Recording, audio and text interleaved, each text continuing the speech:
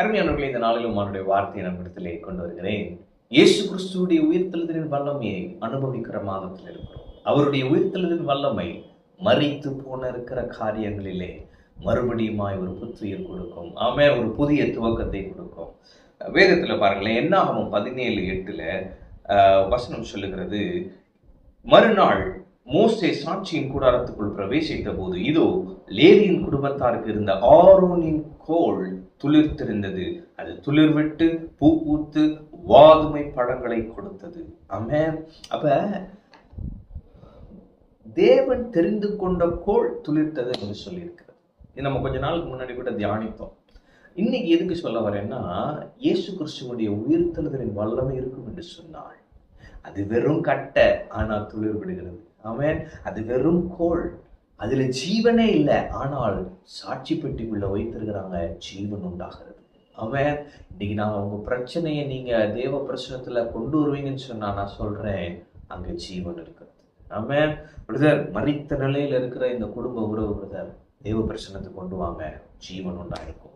Brother, இந்த சரீரத்துல இந்த உறுப்பு செயல்படல பிரதர், மரித்த நிலையில இருக்கு, தேவ பிரச்சனத்துக்கு கொண்டு வாங்க, அங்கே ஜீவன் இருக்கும். அப்ப உங்க வாழ்க்கையில எந்தெந்த காரியங்களிலே மரித்து இருக்கிறது என்று நீங்கள் உணர்கிறீர்களோ, பொருளாதார காரியங்களா இருக்கலாம், தெய்வ பிரச்சனத்துக்கு கொண்டு வரும் பொழுது அங்கே ஜீவன் உண்டு. அப்ப அங்க சாட்சி பெட்டியில அந்த கோலை வைக்கிறாங்க. தேவன் தெரிந்து கொண்ட ஆரோனின் கோல் துளிர்த்தது. ஒரு கோல் துளிர்க்குமா?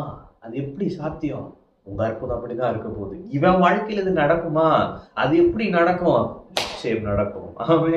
இவனை போய் கர்த்தர் ஆசீர்வதிச்சிருக்காரே சிலர் சொல்ற அளவு கர்த்தர் உங்களை ஆசீர்வதிப்பார்.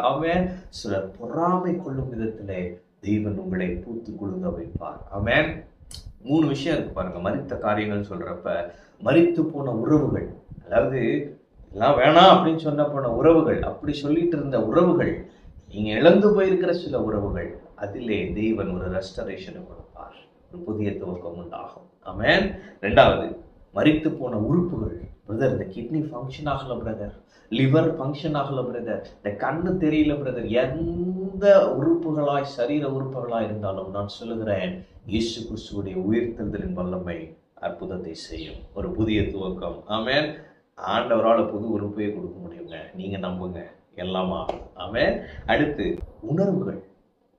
இந்த மரத்து போயிடுச்சு, உணர்ச்சியே இல்லை அப்படின்னு சொல்றோம்ல, எனக்கு இந்த ஃபீலே இல்லை பிரதர், சுகர் வந்தனால காலில் உணர்ச்சியே இல்லை, ஆண்டவர் சொல்றாரு, அதுல நான் ஒரு அற்புதம் செய்யறேன், உன்னுடைய எமோஷனல் ஏரியாஸ்ல நான் உனக்கு அற்புதம் செய்யறேன். நான் சிரிச்சு ரொம்ப வருஷம் ஆச்சு பிரதர், என் மனசு கல்லாயிடுச்சு, ஆண்டவர் அற்புதம் செய்யறார். இயேசு கிறிஸ்துவுடைய உயிர்த்தெழுதலின் வல்லமை உங்கள் வாழ்க்கையிலே கிரியை செய்யும்.